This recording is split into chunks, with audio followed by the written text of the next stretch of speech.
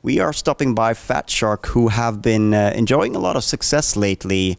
Vermintide really blew up when you released it on Steam, and a lot of gamers took to it. And I did remember reading 300,000. I'm sure it's climbed beyond that.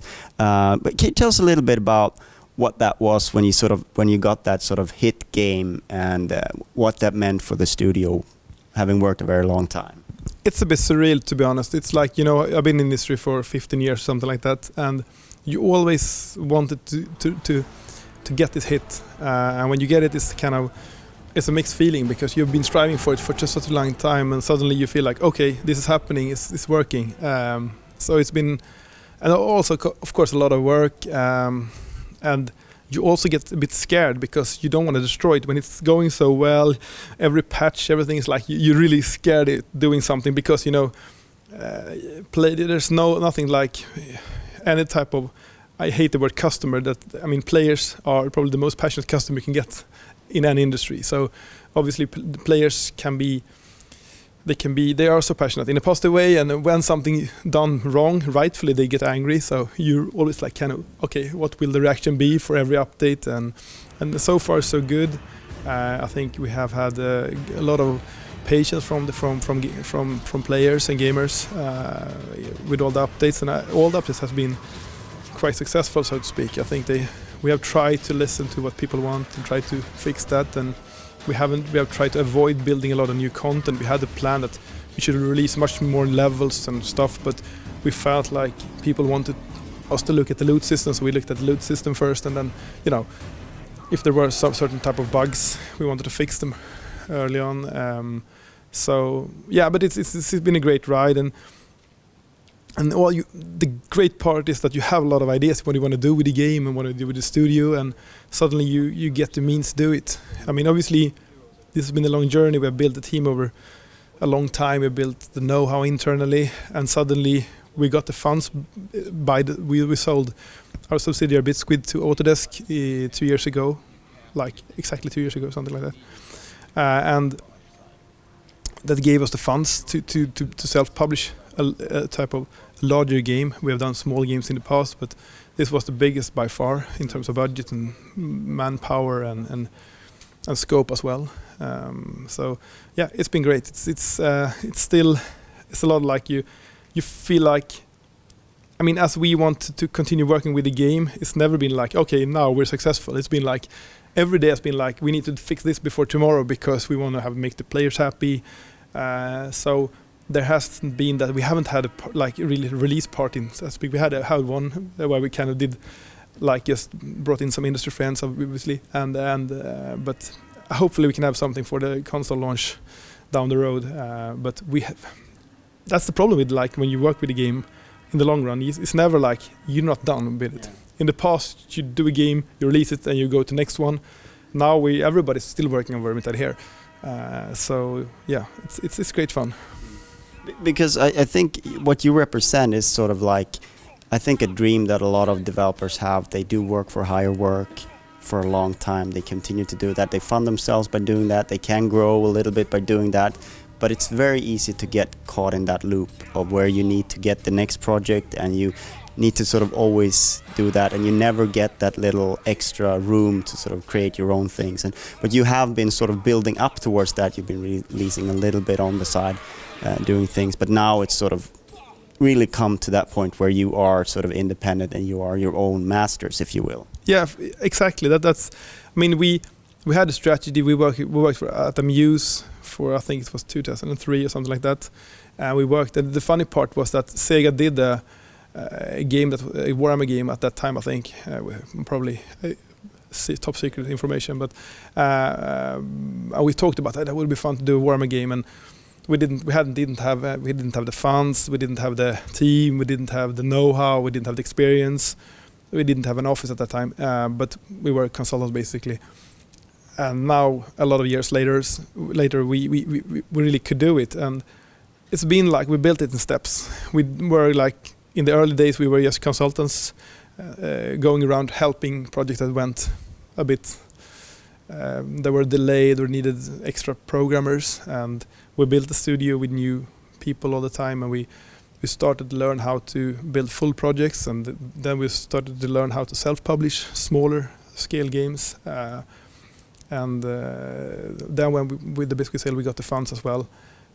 So suddenly everything was aligned. We got the IP, we got the funds, we got the team, and we got the experience because we've done a lot of games now. And one thing I think was core was that we were willing to take risk, and we had one focus. We have been doing a lot of games in the past, but we said like, okay, we need to, at the second part of Vermintide, we need to focus only on Vermintide, because if we have too many projects running, you spread too thin, it's very hard to focus, because even though publishers think that developers prioritize their own projects, is quite opposite for us. As every time we have a publisher, we always focus on the publisher project, because those are the ones who's paying the bills, approving the milestones. So you usually have too much people, even though you don't need to, because to be certain to deliver the milestones. And it's kind of also maybe some Swedish that you feel guilt if you're not delivering what you have promised. So you will probably push too much resources in the publisher projects. So taking that risk, just focusing on one thing was key for us. I don't say that everybody should do it, because we have been really risk averse during the time. We took the risk 2 years ago, basically when we felt like we were on track for something. We felt like we had all the competence and the funds and stuff. Obviously, I mean, Vermintide were supposed to be launched earlier, but we realized quality means everything today. It's like you can't do something that don't have quality unless you're super innovative. I mean, it's easy to say, let's build a new Minecraft, sure. Like, there'll probably never be a new Minecraft. Probably never be anything like that ever in gaming. I mean, obviously there will be, but probably a couple of years down the road. And so what you can do by hard work is to achieve quality. And I think that's what we aimed for, doing a high quality game in an area we love, with an IP we love. I think that was the key success factors for us. So what does that mean for the future? Obviously, Vermintide is still very much what you're working on. The whole studio is fully engaged with that. But how do you see the next step for the studio? Or do you want to keep at sort of at this level, or where do you see the future? The future for us is basically, I think, to make sure we know what we're good at and know that what we're not good at, and try to play on our strength. I think we will see a lot of multiplayer games from us in the future. We will see probably a lot of co-op games as well. We will probably have first-person melee focus in most of our games as well, in the near future at least. I think what we're going to start off with is using what we call hack weeks, where we actually just post the full production and let people do their own projects, like pitching stuff to us, what they want to do, new IPs, it could be new small stuff that we could add to Vermintide, or it could be basically embryos, prototypes for new games and stuff like that. So we will use these weeks for R&D and try to get the people to be creative and give them a chance to form new groups in the company and build new stuff. In the long term, obviously, we want to continue to working with Vermintide and new content for Vermintide, and build games that are similar to Vermintide, I would say. I mean, we have a lot of ideas what we want to do, of course, with Vermintide and also with other similar type of games. I mean, I think we need to find our niche, and I think we found our niche right now, that we're going to stick for some time in, and just improve on it. So this thing with sort of a big one team studio, is that how you feel that it's the best way forward, or do you see yourself splitting up and doing perhaps one or two smaller projects, or is it this sort of scale that you want to do in the future? I think like we discussed, we had a strategy board meeting yesterday, talked about these questions, so it's kind of funny. But I think the one key thing for me is that we only recruit when we find the right people. I don't want to do any bulk recruitment, like, okay, we bring on a new project and we need to have 30, 40, 50 people before next Wednesday. So I think what we were going to do is to look at what fits the studio right now. I think focus is critical. I think you can do multiple projects in parallel, but you need specific competence. You need have one for each project. And also you did help with the porting of Cobalt recently, so that happened during Vermintide. Yeah, exactly, and it went really well because it was a smaller team and they were really self-going. So we needed to have a lot of producers and stuff, people doing that. We had one guy that produced it and a couple of programmers that helped out with it. So, and also the Oxide team had a really strong vision of what they wanted to do, so we didn't need to be that creative in terms of how the game should play. They was always down to Oxide and Mojang, so we just helped to make sure it worked on the consoles and so forth. So it was an easier project in that sense. But I think it's a hard, tough question because I want to do more games. Obviously, I want to run multiple projects, but to be honest, we need to do it when we're ready and when the projects match each other. And I mean, working as subcontractor for so many companies, in the past, or consultants, I've seen so many projects that run in parallel, and when you lack certain core competence, it always goes wrong. It's always really hard to release a quality game if you're short on one animator, or on one technical artist, or one lead programmer, or one whatever it could be, producer, or designer, or sound engineer. It's always tricky because you can see it. I think one key thing we succeeded with Vermintide is what we said, okay, we need to hit 80 Metacritic and we need to be able to have it a high level of quality in all departments, because even if you're really good in art, for example, but if you lack in, let's say, design or whatever, code or whatever it could be, it kind of drags the game down a lot because it's in an even experience. So we needed to find an even level in all areas of the game. I think we did a really good job with that in Vermintide. I think that's why it feels coherent as well.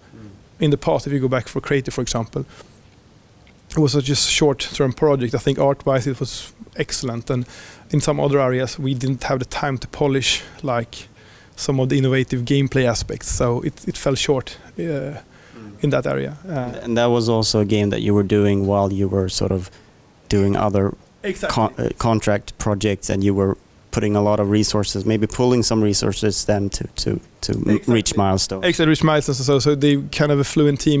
The idea was we can use with the resources not needed for, I think it was, I don't remember, it's Word Roses or whatever it was at the same time. Word Roses always got precedent before Creative because we just used the rest of the resources, and sort of people compared it to Diablo 3, but we were 12 people doing it for 12 months basically, and Diablo had been working for it for 10 years or something like that with 300, 400, 500, whatever people. And also we try to be a bit too innovative. We try to be a lot of new stuff. And people are comfortable with knowing how to play games because people are so impatient today. They want to be able to grasp the game in a couple of seconds. So if this is weird, you don't have a level up, it's some kind of steps, implant stuff, and you're not controlling one character, you're controlling 3 characters with the same, what's happening here? It's the difference between a game being clever and the player feeling clever. Exactly. It's because even if the game is clever, if the player feels stupid or feel bad at playing the game, it's something that's not good for the player, and it's not good for us as well as a company, because people are just being frustrated. Because the people that grasped what we wanted to do with Creative, they loved the game. So we were a bit, before the launch, we felt we were on something really great here. And I think if we have given it 6 months more, it would have been a really great game. But it was a bit too early, and nowadays we have fixed a lot of the stuff that weren't there at the release. But it's a bit too late. You don't get a second chance. And that's why it's so important to wait for the right moment to release the game. So with Vermintide and the console version, for example, we're pushing them forward until we feel we're 100% sure that this will be a great game and people will love it. And we usually use external players and other people to give feedback and to assure that we gives us an opportunity to be as sure as possible about the quality of the game, because you can always be blind when you're playing it every day. You know everything about the game, and you just can't see the flaws. And I think that's the key, to try to find the flaws, be open to the flaws, and I think so we can fix them. That's the key thing. Yeah. I'm just thinking back again to the time when you were, because I got the feeling that you were sort of a go-to developer when something needed to be done quickly, or something needed to be sort of sorted out. Yeah. And that is sort of like, it can be good because people call you up and say, do you want some money? But it's also kind of, it limits where you can go. Can you talk about sort of projects that perhaps these days you would sort of have said, maybe this wasn't good for us? Or yeah, for sure. I mean, it's like, if you're looking at projects, we were the go-to guys. If you wanted the project done quick, we were the ones doing it. We were helping a lot of studios as well with projects. It doesn't need to be like panic projects. It could be really like starting up a project or whatever. Some of them were really great experience, and most of them were a great experience. But the problem is, like, if you have, let's say, a shelf date that you need to be complete the game, and you have like 9 months from start to finish or whatever it could be, you as a brand, you get dragged down by you're releasing a game that's not that good. But the premise might have been that we need to get this done in accordance with a movie release or whatever it could be, or with some kind of other event. Doing it too quickly, it's usually the downfall of a quality game. I can imagine Escape from Dead Island was sort of meant to be a bridge between 1 and 2, but it's sort of, the second game has not even come out yet, and you were releasing there to bridge that gap, yet for unforeseen things, but you had a date to meet with that project, right? Yeah, of course. I mean, we have very hard dates that we needed to hit, because I mean, they obviously have their plan on how they want to release the game. So I mean, they certainly had the idea when they would release a sequel at that time, and obviously a lot of other stuff happened and they need to cancel it and stuff like that, or put it on hold or whatever. What they've done with that, I have no clue, to be honest. So of course and that's kind of limit what happened in that game, I guess. But it's this is one of those things I really can't talk much about. I have obviously a lot of opinions about it, but it's like, and I don't want to go into that minefield. It's like, I think I should stay out of it, to be honest. It got released on time, the way it was meant to be. That's as much as you can get. Yeah, exactly. So we have been talking about the past, we have been talking about the future. Right at the present, right now, how do you feel about the studio and where you're at right now? There's a lot of cool stuff going on. I mean, we have the core. The core will always be the Vermintide in the foreseeable future. We're always looking at like what would be a nice, cool IP. It could be like licensing another type of IP. It could be doing our own IP, or it could be, I mean, so exploring those opportunities. Obviously, we're looking at, we're playing around a lot with the hack project. We're doing a lot of cool like tech projects in other areas. I shouldn't mention anything, but before we can show anything. But there's a lot of cool stuff that we have tried out. That's also, I think, maybe not like a big thing like to sell, but it's something cool that we can show and give away to gamers or whatever it could be.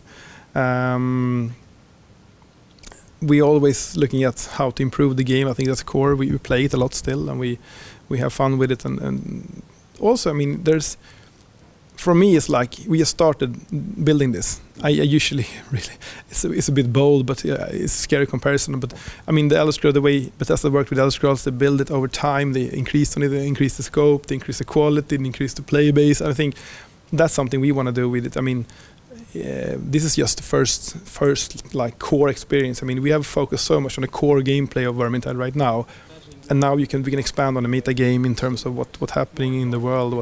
More in everything. You can expand in so many ways. And of course, I have a lot of dreams. I have like this presentation. I'm giving the teams on where I want to move with the game, and to get feedback and stuff like that. And we have started working on a lot of cool stuff.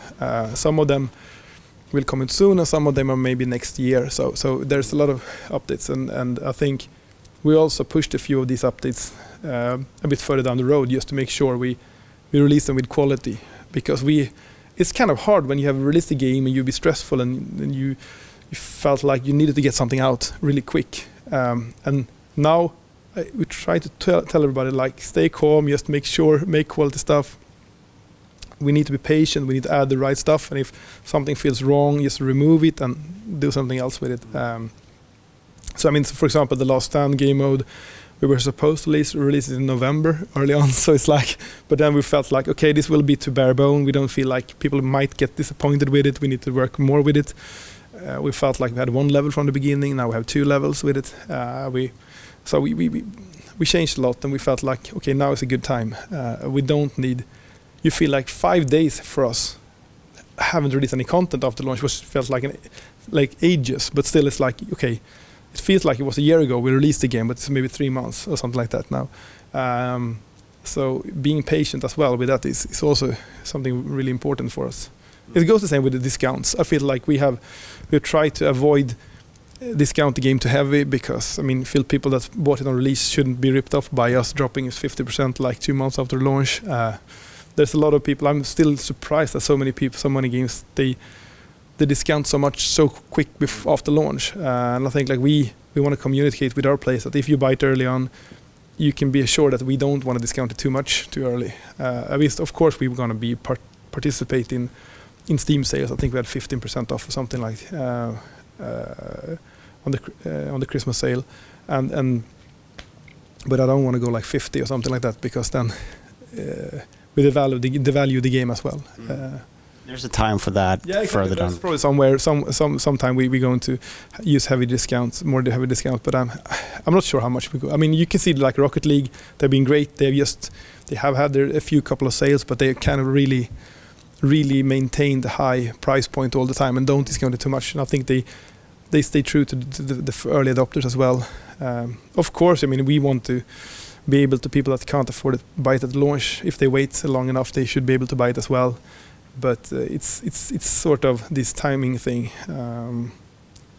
just to make sure that people buy it one day and the next day is basically free. It's kind of, then people get pissed off because they felt like cheating on their money. So yeah. And there's the where you can get your money back as well. So. Yeah, exactly. I mean, I mean, obviously, because from my point of view, Vermintide is very much a project. We want to show the gamers that we can do great games. The base sounds a bit silly and cheesy, but the basic premise for us is basically to build a great game and build up the confidence from gamers for Fatshark as a company.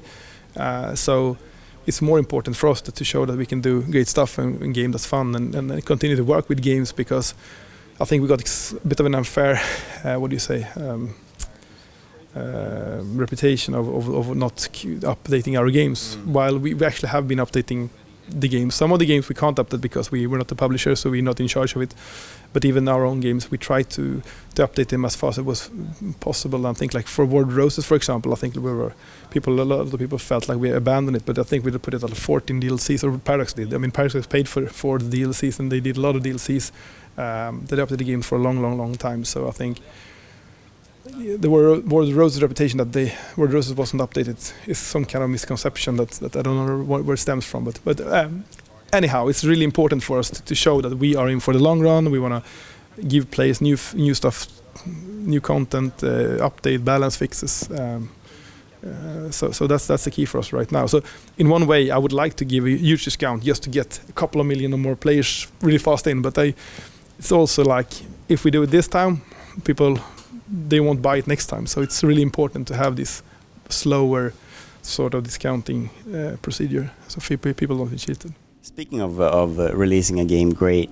Did you? I mean, you had a beta before releasing the game, but did you think of early access, and what are your thoughts on that as a concept? One part of me loves early access because I think like getting gamer feedback early on is a great way to develop a game, and I think in some concepts it works really well. We discussed it. We said we didn't want to do it. I mean, for several reasons. It's I think one of them were like, there's been like a bad conception of early access lately, and we felt like before we use that kind of concept again, we have done it with some publishers, and we with Paradox for World of Vikings, which didn't turn out that good, and I think doing it again, we needed to prove that we can do great games from start. I mean, we didn't want to use it as something where we because we needed the money, because we didn't need the money. We had money, we didn't need the money. So, but I think we would like to do it from a feedback point of view. And the difference between going early access or a beta is that with early access you get more committed customers or players, because people that are paid for a game, they're more passionate about it. Even if it doesn't work, they will let you know about it. If you have a beta, usually the people that don't get it to work, they just, I skip this, I go to the next game. And you don't get the feedback that it didn't work. So that's one good thing with early access. But we talked about we didn't want to do it this time. I don't know for the future if we want to do it. I don't think so. We're probably going to run betas in the future. But I think as a concept it could work really well. But it's really important that you sometime... I mean, there's so many games now that have been out there and done a couple of million in sales, and they still in early access never going into full. I don't know why, but it's like... I think like you need to release the game at some point. To put it said, we're released. But I think like if you're going down the early access route and you have done for a long time, it's a bit scary to go into the release thing because people expect so much from it, and also you get the reviews at them. And I think like a lot of people are afraid of getting the reviews. I mean, but in let's say Minecraft is probably the best. They started the early access thing. They had alpha, they had beta, or whatever they called it. And they had probably sold like 20 million copies before they actually released the game. And it was a kind of odd thing to see the reviews of Minecraft. This was probably one of the biggest like games ever, and there wasn't a review. Then suddenly you should put a review. I mean, for you as a journalist, it must be like hopeless. What do you do? What do you give a type of game Minecraft a review? It's kind of it's very weird. I like the concept, but I just think you should be a bit cautious about it because it's it's sort of a bit bad reputation, and you need to know what you want to get out of it, and you need to have a very steady plan for it. And the biggest concern with everything related to games is that you always get delayed. So if you have a plan and say like we're going to go early access now, we release in 6 months, it's very likely that you don't hit the release date, and then people get cheated. I mean, Star Citizen, I guess, it's a typical example of. They have quite a bit of pressure on themselves to deliver a great game, and it's like I think like at some point it could paralyze the studio. Like they need to build the best game ever, basically, and it's a huge pressure. But I mean, I'm sure hard to satisfy the customer who's paid $30,000 for a game. Exactly, that's kind of hard. I mean, then you probably need to build them a space shuttle or something like that to send over. I don't know why, but I mean, it probably will bring. I'm sure it will be a great game, but it's the thing that could be kind of they could do a great game and still get bashed because they didn't live up on what they promised, and that's kind of a sad thing because I mean if it's a great game they should get applauded for it, but it's really easy to promise too much. I think that's something we also have done in the past. They always joke about when we would create it. I said like we can craft everything. It's like whenever we talk about features, they just let me know. Should we craft everything? Because I slipped my mind. I think it was in you or something like I said that. And everybody jokes with me like, okay, should we craft everything? It's one of these weird statements I did, and people laugh about me and like when I feature creep. But I think like early access it could be great. That's if you do it right way, and don't build too much pressure on yourself. Looking forward to see what's next. Thank you so much. Thank you. Cheers.